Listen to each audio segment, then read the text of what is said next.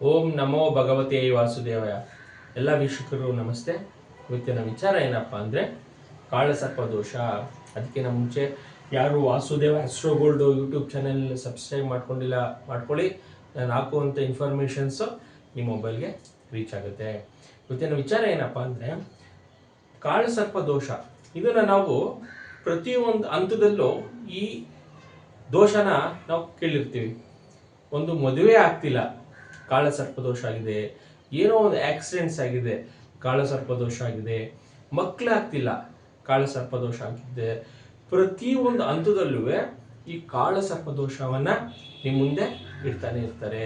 ನಮ್ಗೆ ಯಾವಾಗ ಜೀವನದಲ್ಲಿ ಏನಾದರೂ ಒಂದು ಸಮಸ್ಯೆ ಬಂದಾಗ, ಇಂಥ ದೋಷದಿಂದ ಬಂದಾಗ, ಅದರಲ್ಲೂ ಕಾಳಸರ್ಪ ದೋಷದಲ್ಲಿ ನಿಮಗೆ ಹೆಚ್ಚು ನಿಮಗೆ ರಾಂಗ್ ಇನ್ಫಾರ್ಮೇಶನ್ಸೇ ಕೊಡ್ತಿರ್ತಾರೆ.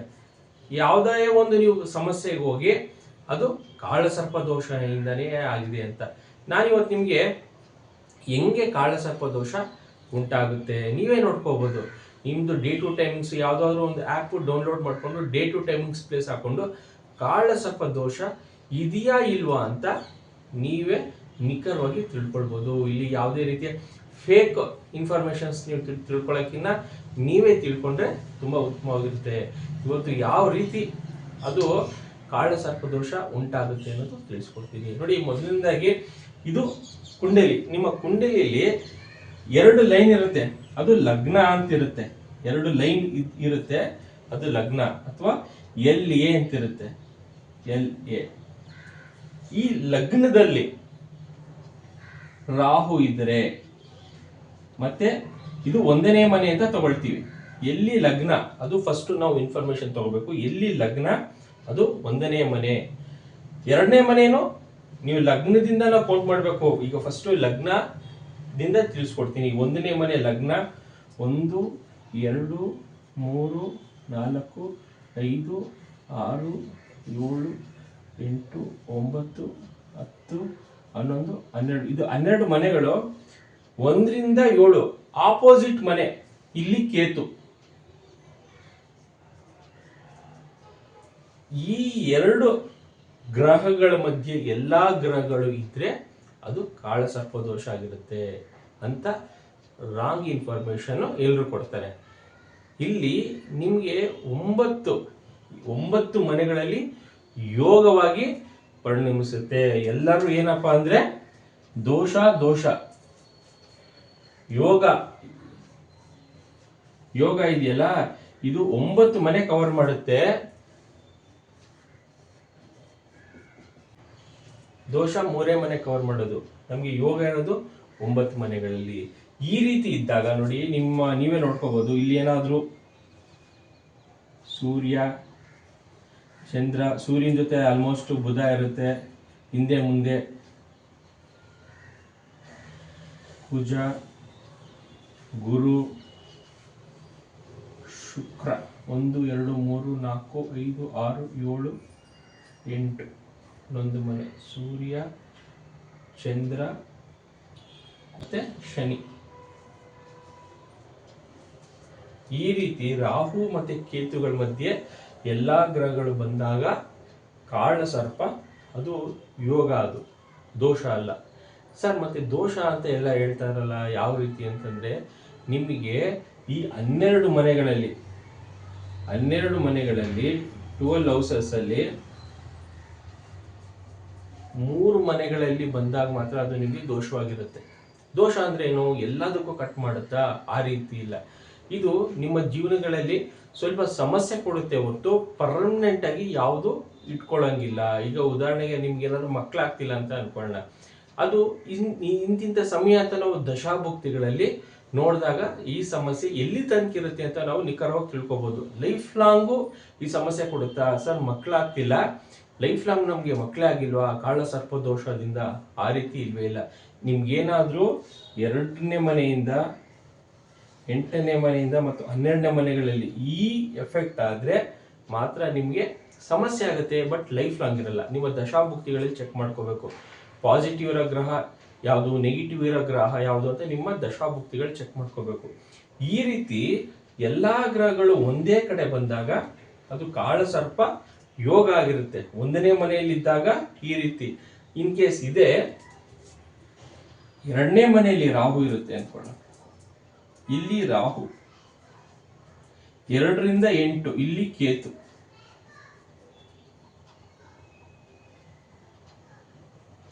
ಆಗ್ಲೇ ಯೋಗ ಅಂತ ಹೇಳಿದ್ನಲ್ಲ. ಈಗ ರಾಹು ಮತ್ತೆ ಕೇತುಗಳ ಮಧ್ಯೆ ಎಲ್ಲಾ ಗ್ರಹಗಳು ಬಂತು ಸರ್. ಇದು ಕಾಳ ಸರ್ಪ ದೋಷ ಅಂತ ನಾವು ಕರಿತೀವಿ. 2ನೇ ಮನೆಯಿಂದ ಫಾರ್ಮೇಶನ್ ಆಗುತ್ತೆ. ಇದು 2ನೇ ಮನೆಯಿಂದ ಫಾರ್ಮೇಶನ್ ಆಗುತ್ತೆ.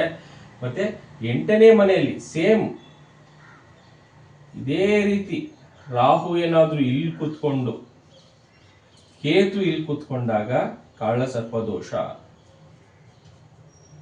ಆಯ್ತಾ. ಇದು 2ನೇ ವಿಚಾರ. 2 ಆಯ್ತು, 8 ಆಯ್ತು. ಈಗ 12ನೇದು. ಇಲ್ಲಿ ರಾಹು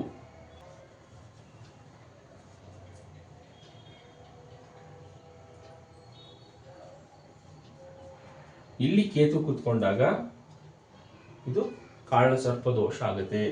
ಈ ರೀತಿ ಎಲ್ಲಾ ಗ್ರಹಗಳು ಒಂದೇ ಮನೆಯಲ್ಲಿ ಇರ್ಬೇಕು. ಒಂದೇ ಲೈನ್ ಇಂದ ಈ ಕಡೆ ಬಂದಾಗ ನೀವೇ ಒಂದು ಲೈನ್ ಹಾಕೊಂಡು ನೋಡಿದ್ರೆ ಒಂದು ಲೈನ್ ಇಂದ ಎಲ್ಲ ಈ ಕಡೆ ಇರುತ್ತೆ.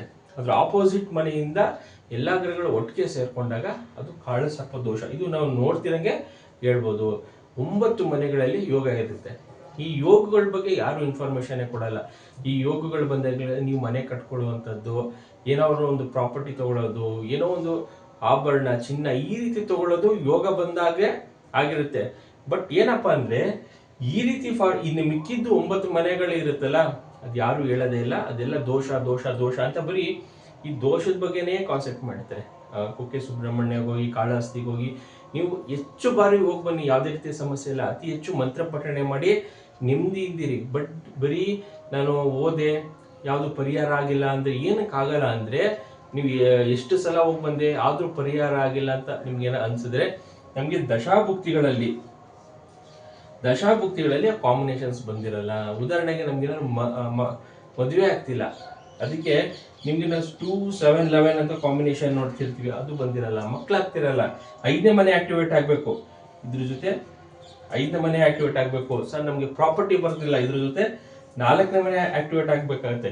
ಈ ರೀತಿ ಒಂದೊಂದು ವಿಚಾರಕ್ಕೆ ಒಂದೊಂದು ಮನೆ ಆ್ಯಡ್ ಆದಾಗ ನಮ್ಮ ಜೀವನಗಳಲ್ಲಿ ಎಲ್ಲ ಬಂದು ಲಭಿಸುತ್ತೆ. ಬಟ್ ನಮ್ಗೇನಪ್ಪ ಅಂದ್ರೆ ಇದೊಂದಿದ್ರೆ ನಮ್ಮ ಲೈಫಲ್ಲಿ ಏನೂ ಆಗಲ್ಲ, ನಾವೆಲ್ಲ ಕಳ್ಕೊಳ್ತೀವಿ ಅಂತ ಎಷ್ಟೊಂದು ಜನ ಸುಮ್ಮನೆ ಫೇಕ್ ಇನ್ಫಾರ್ಮೇಶನ್ಸ್ ಕೊಡ್ತಾ ಇರ್ತಾರೆ. ಕಾಳ ಸರ್ಪ ದೋಷದ ಬಗ್ಗೆ ಬರೀ 3 ಭಾಗ ಇದ್ರೆ ಇನ್ನು 9 ಭಾಗ ನಮ್ಗೆ ಯೋಗನೇ ಇರುತ್ತೆ. 80% ನಮ್ಗೆ ಯೋಗನೇ ಇರುತ್ತೆ. ಆ ಯೋಗನ ಯಾರು ಹೇಳಲ್ಲ, ಬರೀ ದೋಷ ದೋಷ ದೋಷ ಅಂತ ಹೇಳ್ತಾರೆ. ಮತ್ತೆ ಇನ್ನೊಂದೇನಪ್ಪಾ ಅಂದ್ರೆ, ಈ ರಾಹು ಕೇತುಗಳ ಮಧ್ಯೆ ಒಂದು ಗ್ರಹ ನೀಟಾಗಿ ಈಚೆ ಹೋಗಿರುತ್ತೆ, ಸ್ಕಿಪ್ ಆಗಿರುತ್ತೆ. ಅದು ಆದ್ರೂ ಕಾಳ ಸರ್ಪ ದೋಷ ಅಂತ ಹೇಳ್ಬಿಡ್ತಾರೆ. ಅಲ್ಲಿ ನೀಟಾಗಿ ಕಾಣುತ್ತೆ ಒಂದು ಮನೆಯಿಂದ ಈಚೆ ಹೋಗಿದೆ ಅಂತ ಗೊತ್ತಾದ್ರೂ ಅದು ಕಾಳ ಸರ್ಪ ದೋಷ ಅಂತ ಹೇಳ್ತಾರೆ. ಮತ್ತೆ ಡಿಗ್ರಿ ವೈಸ್ ಅಲ್ಲೂ ಕೂಡ ಎಷ್ಟೊಂದು ಸಲ ಅದು ಹಿಂದೆ ಚಲನೆ ಆಗ್ತಾ ಇರುತ್ತೆ. ಇದು ರಾಹು ಕೇತುಗಳು ಹಿಂದೆ ಚಲನೆ ಆದಾಗ ಅದನ್ನು ಕೂಡ ಯಾರು ಮಾಹಿತಿ ಕೊಡಲ್ಲ, ಕಾಳ ಸರ್ಪ ದೋಷ ಅಂತ ಹೇಳ್ಬಿಡ್ತಾರೆ. ಯೋಗಗಳೇ ನಾನು ಹೇಳ್ದಂಗೆ 80 ಭಾಗದಷ್ಟು ಯೋಗಗಳಿರುತ್ತೆ, ಇಲ್ಲಿ ದೋಷಗಳಿರಲ್ಲ. ನಮಗೆ ಮದುವೆ ವಿಚಾರಕ್ಕೆ ಮತ್ತೆ ಇದು ವಿಚಾರಕ್ಕೆಲ್ಲ, ನಿಮ್ಮ ಜೀವನಗಳಲ್ಲಿ ಏನೇ ಆದ್ರೂ ನಮಗೆ ದಶಾಭುಕ್ತಿಗಳಲ್ಲಿ ಕನ್ಫರ್ಮೇಶನ್ ಬಂದಾಗಲೇ ಇದು ವರ್ಕ್ ಆಗುತ್ತೆ. ಸರ್ ನನಗೆ ಯೋಗ ಇದೆ ಅಂತ ಅನ್ಕೊಳ್ಳೋಣ, ಯೋಗ ಇದೆಲ್ಲ ಬಂದ್ಬಿಡುತ್ತಾ? ಖಂಡಿತ ಇಲ್ಲ. ಯೋಗ ಯಾವಾಗ ಬರುತ್ತೆ ಅಂದ್ರೆ ನಿಮ್ಮ ದಶಾಭುಕ್ತಿಗಳಲ್ಲಿ ಕಾಂಬಿನೇಷನ್ಸ್ ಬಂದಾಗ ನಿಮಗೆ ಯೋಗ ಫಾರ್ಮೇಶನ್ ಆಗುತ್ತೆ. ನಿಮ್ಗೆ ಎಲ್ಲ ಬರೀ ದೋಷ ದೋಷ ಅಂತ ಹೇಳೇನೆ ಪ್ರತಿಯೊಂದಕ್ಕೂ ದೋಷ ಹೇಳಿರ್ತಾರೆ. ಈಗ ಮಕ್ಕಳಾಗ್ತಿರಲ್ಲ, ಕಾರಣ ಏನು? ಅಲ್ಲಿ 4ನೇ ಮನೆ ಆಕ್ಟಿವೇಟ್ ಆಗ್ಬಿಟ್ಟಿರುತ್ತೆ. ನೆಗೆಟಿವ್ ಮನೆ ಇದು ಮಕ್ಕಳ ವಿಚಾರಕ್ಕೆ. ಈ 4ನೇ ಮನೆ ವಿಚಾರಕ್ಕೆ ಸಂಬಂಧಪಟ್ಟಿದ್ದು ನೀವು ದಾನ ಮಾಡಿದ್ರೆ ಸಾಕು, ಇನ್ನೇನೂ ಬೇಡ.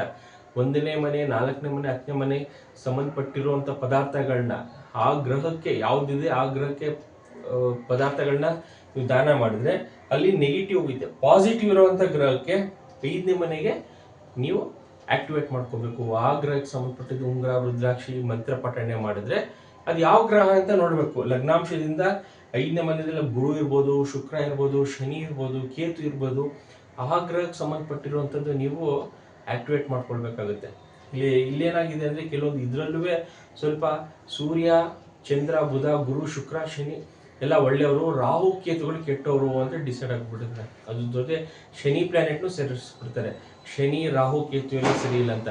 ಇನ್ ಕೇಸ್ ಅವರೇ ಏನಾದರೂ ನಿಮ್ಮ ಲಗ್ನಾಂಶದಿಂದ 5ನೇ ಮನೆಯಲ್ಲಿ ಶನಿನೋ ರಾಹುನೋ ಅಥವಾ ಕೇತುನೋ ಇದ್ರೆ ಅವರೇ ನಿಮಗೆ ಆ ಸಮಯದಲ್ಲಿ ಮಕ್ಕಳು ಭಾಗ್ಯ ಕೊಡುತ್ತೆ. ಇಲ್ಲಿ 9 ಗ್ರಹಗಳಿಗೆ ಅದರದ್ದೇ ಆದ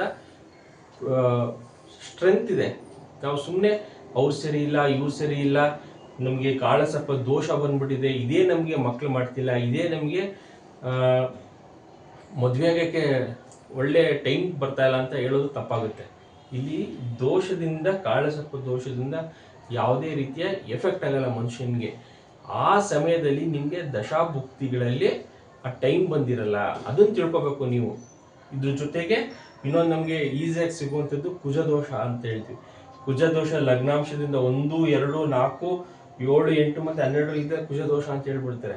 ನಿಮ್ಗೆ ಎಲ್ಲೇ ಹೋಗಿ ನಿಮ್ಗೆ ಯಾವ್ದಾದ್ರು ಮಕ್ಕಳಾಗ್ತಿಲ್ಲ ಮತ್ತು ಮದುವೆ ಆಗ್ತಿಲ್ಲ, ಏನಾದ್ರು ಸ್ವಲ್ಪ ಆಕ್ಸಿಡೆಂಟ್ಸ್ ಆಗ್ತಿದೆ ಅಂತ ಫಸ್ಟ್ ಹೇಳೋದೆ ಕಾಳಸರ್ಪ ದೋಷ ಇದೆಯಾ, ಕುಜದೋಷ ಇದೆಯಾ ಅಥವಾ 7.5 ನಡೀತಿದ್ಯಾ. ಈ ಶನಿ ರಾಹು ಕೇತುನೇ ಫಸ್ಟ್ ಅವರು ಅಟ್ಯಾಕ್ ಮಾಡ್ತಾರೆ. ಎಲ್ಲಾದ್ರೂ ಇದು ಕಾಣಿಸುತ್ತೆ. ರಾಹು ಕೇತು ಏನಾದ್ರು 1ರಿಂದ 7 ಇರೋದು ಅದು ಯೋಗವಾಗಿದ್ರು ನಿಮ್ಮ ಲೈಫಲ್ಲಿ ಅದೇ ಸಮಸ್ಯೆ ಬರ್ತಾ ಇದೆ ಅಂತ ನಿಮಗೆ ನೆಗೆಟಿವ್ ಥಾಟ್ ಹೇಳ್ತಾರೆ, ಅಥವಾ ಕುಜದೋಷ ಇದೆ ಅಂತ ನೆಗೆಟಿವ್ ಥಾಟ್ ಹೇಳ್ತಾರೆ. ಸರ್ ಕುಜದೋಷ ಇರೋರು ಕುಜದೋಷನೇ ಮದುವೆ ಆಗ್ಬೇಕಾ ಅಂತ ಇಲ್ಲ ಸಲ್ಲದೆಲ್ಲ ನಿಮಗೆ ತಲೆ ತುಂಬ ಕಳಿಸಿರ್ತಾರೆ. ನಿಮಗೆ ಕುಜದೋಷ ಇದೆ, ಕುಜದೋಷ ಇರೋರನ್ನೇ ಹುಡ್ಕೊಂಡು ಬನ್ನಿ ಅಂತ. ಅದು ಆ್ಯಕ್ಚುಲಿ ಇಲ್ಲವೇ ಇಲ್ಲ, ಯಾವ ಗ್ರಂಥದಲ್ಲೂ ಇರ. ಕುಜದೋಷ ಇರೋರು ಕುಜದೋಷದಲ್ಲೇ ಇರೋರನ್ನ ಮದುವೆ ಆಗಬೇಕು ಅನ್ನೋದು ಯಾವ ಗ್ರಂಥದಲ್ಲೂ ಇಲ್ಲ. ಕಾಂಬಿನೇಷನ್ಸ್ ಪ್ರಕಾರ ಕುಜದೋಷ ಇರೋರು ಸ್ಟ್ರಾಂಗ್ ಆಗಿರ್ತಾರೆ. ಯಾರಿಗೆ ಕಾಳಸರ್ಪ ಯೋಗಗಳಿರುತ್ತೆ ಅವರು ಈಸಿಯಾಗಿ ಪ್ರಾಪರ್ಟೀಸ್ ಬರುತ್ತೆ, ಈಸಿಯಾಗಿ ಎಲ್ಲಾನು ಅವ್ರ ಜೀವನಗಳಲ್ಲಿ ಆಗುತ್ತೆ. ಮತ್ತೆ ದೋಷ ಇರೋರಿಗೆ ಸ್ವಲ್ಪ ಡಿಲೇ ಆಗುತ್ತೆ. ಅವ್ರಿಗೇನಾದ್ರು ದಶಾಭುಕ್ತಿಗಳಲ್ಲಿ ಕಾಂಬಿನೇಷನ್ಸ್ ಚೆನ್ನಾಗಿದ್ದು ಬಿಟ್ರೆ ಅವ್ರಿಗೂ ಯಾವುದೇ ರೀತಿ ಡಿಲೇ ಇಲ್ಲ. 9-12 ಮನೆಗಳಲ್ಲಿ, ಲಗ್ನಾಂಶದಿಂದ 12 ಮನೆಗಳಲ್ಲಿ ಎಲ್ಲಾದ್ರೂ ಗ್ರಹಗಳು ಇರಲೇಬೇಕು ಕಾಂಬಿನೇಷನ್ಸ್ ಪ್ರಕಾರ. ಇದು ನಾವು ಕುಣಿಸೋಕ್ಕಾಗಲ್ಲ. ನಾವು ಡೇ ಟು ಟೈಮಿಂಗ್ ಸ್ಪೇಸಲ್ಲಿ ಬರ್ತಾದಾಗ ಹೋದ ಜನ್ಮದ ಕರ್ಮಗಳಿಂದ ಈ ಜನ್ಮದ ಗ್ರಹಗಳು ಚಲನೆಯಾಗಿ ಬಂದು ಇರುತ್ತೆ. ನಾವು ಅದನ್ನೇ ನೋಡಿಕೊಂಡು ನಮ್ಮ ಲೈಫ್ ಇಷ್ಟೇ ಅಂತ ಹೇಳೋಕ್ಕಾಗಲ್ಲ. ಏನಕ್ಕೆ ಇಷ್ಟೇ ಅಂತ ಹೇಳೋಕ್ಕಾಗಲ್ಲ, ಒಂದು ದಶೆಯಿಂದ ಇನ್ನೊಂದು ದಶ ಚೇಂಜ್ ಆಗ್ತಾ ಇರುತ್ತೆ. ನಿಮ್ಗೇನಾದ್ರು ಗುರು ದಶದಲ್ಲಿ ಹುಟ್ಟಿದ್ರೆ ನೆಕ್ಸ್ಟ್ ನಿಮಗೆ ಶನಿ ದಶ ಬರುತ್ತೆ, ಆಮೇಲೆ ಬುಧ ದಶ ಬರುತ್ತೆ, ಮತ್ತೆ ಕೇತು ದಶ. ಈ ರೀತಿ ಒಂದು ದಶೆಯಿಂದ ಇನ್ನೊಂದು ದಶ ಹೋಗ್ತಾನೆ ಇರುತ್ತೆ. ಸೊ ಅಲ್ಲಿ ನಿಮಗೆ ಕಾಂಬಿನೇಷನ್ಸ್ ಅಲ್ಲಿ ಏನು ಬೇಕು ಏನು ಬೇಡ, ಒಂದೊಂದು ಮನೆ ಆಗಲೇ ಹೇಳಿದಂಗೆ 7ನೇ ಮನೆ ವಿಚಾರ ಬಂದರೆ ಮದುವೆ ವಿಚಾರ ಆಗುತ್ತೆ, 5ನೇ ಮನೆ ಬಂದಾಗ ಅಲ್ಲಿ ಮಕ್ಕಳಾಗುವಂಥದ್ದು, 6ನೇ ಮನೆ ಬಂದಾಗ ಕೆಲಸ ಸಿಗುತ್ತೆ, 10ನೇ ಮನೆ ಬಂದರೆ ನಿಮಗೆ ನೇಮ್ ಆ್ಯಂಡ್ ಫೇಮ್ ಸಿಗುತ್ತೆ, 11ನೇ ಮನೆ ಬಂದರೆ ಎಲ್ಲ ಲಾಭಸ್ಥಾನ. ಈ ರೀತಿ ಪ್ರತಿಯೊಂದು ಮನೆಗೂ ಅದರದ್ದಾದ ಕೆಲಸ ಇದೆ. ಇಲ್ಲಿ 6ನೇ ಮನೆ ಸರಿ ಇಲ್ಲ, 8ನೇ ಮನೆ ಸರಿ ಇಲ್ಲ ಅಂತ ನಾವು ಹೇಳ್ತೀವಿ. 8ನೇ ಮನೆ ಮತ್ತು 11ನೇ ಮನೆ ಬಂದಾಗ ಮಾತ್ರ ನಿಮಗೆ ಪಿತ್ರಾರ್ಜಿತ ಆಸ್ತಿ ಬರುವಂಥದ್ದು. ಈ 8 and 11 ಕಾಂಬಿನೇಷನ್ಸ್ ಇದ್ರೆ 8 and 11 ಇಂಥ ಟೈಮಿಂಗ್ಸ್ ಅಲ್ಲೇ ನಮಗೆ ಪಿತ್ರಾರ್ಜಿತ ಆಸ್ತಿ ಬರುತ್ತೆ. ಆಗೇನಾದ್ರು ನಮಗೆ ದಶಾಭುಕ್ತಿ ನಡೆದ್ರೆ ಎಲ್ಲ ಪಿತ್ರಾರ್ಜಿತ ಆಸ್ತಿ ಬರುತ್ತೆ ಈ ಟೈಮಿಂಗ್ಸ್ ಅಲ್ಲಿ, 8 and 11 ಕಾಂಬಿನೇಷನ್ಸ್ ಅಲ್ಲಿ. ಇದ್ರ ಜೊತೆ ಎಷ್ಟೊಂದು ಜನ ದುಡ್ಡು ಕಳ್ಕೊಂಡಿರ್ತಾರೆ. 8 and 12 ನಡೆದಾಗ 8ನೇ ಮನೆ ದಶ ನಡೆದು ಅದ್ರ ಜೊತೆ 12ನೇ ಮನೆ ಆಕ್ಟಿವೇಟ್ ಆದ್ರೆ ಅವ್ರಿಗೆ ಬಂದಿರುವಂಥ ಪ್ರಾಪರ್ಟಿ ಹೋಗಿರುತ್ತೆ. ಇದೇ ಸಮಯದಲ್ಲಿ ಅವ್ರಿಗೆ ರಾಹು ಕೇತುಗಳೇನಾದ್ರು 2ನೇ ಮನೆ 8ನೇ ಮನೆ 12ನೇ ಮನೆ ಆದಾಗ ಬರಲ್ಲ, ಅದು ತುಂಬಾ ಡಿಲೇ ಆಗುತ್ತೆ. ಎಷ್ಟೊಂದು ಜನಕ್ಕೆ ಅವ್ರ ಲೈಫಲ್ಲಿ ಪ್ರಾಪರ್ಟಿ ಕೋರ್ಟ್ ಕೇಸು ಲಿಟಿಗೇಷನ್ಸ್ ಅಂತಾನೆ ಇದ್ದು ಅವ್ರ ಲೈಫ್ನ ಕಳೀತಾರೆ. ಅವರಂತೂ ಅನುಭವಿಸೋಕ್ಕಾಗಲ್ಲ.